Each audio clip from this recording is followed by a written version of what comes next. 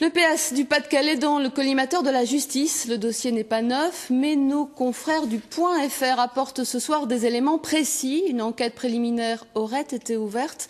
Tout a démarré par un courrier de l'ancien maire d'Hénin-Beaumont, Gérard d'Allongeville. Explication Vincent Dupierre. Selon le site internet du Point, l'affaire commence en décembre 2010 avec les révélations faites par l'ancien maire d'Hénin-Beaumont à une juge d'instruction béthunoise.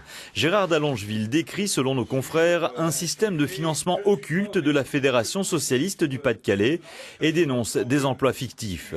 Un réseau complexe orchestrant le financement parallèle du PS et dont le député maire de Liévin, Jean-Pierre Cuchéda, serait le grand ordonnateur. Au cœur de ce système, la société Adevia, chargée du développement du bassin minier, notamment l'aménagement du Louvre-Lens, et épinglé à plusieurs reprises par la Chambre régionale des comptes, qui a mis à jour de multiples irrégularités, parmi lesquelles l'achat de terrains 10 à 30 fois plus cher que le prix du marché, des rémunérations exagérées des dirigeants d'Adevia ou encore des actes de favoritisme au profit du bureau d'études du fils de Jean-Pierre Cuchéda.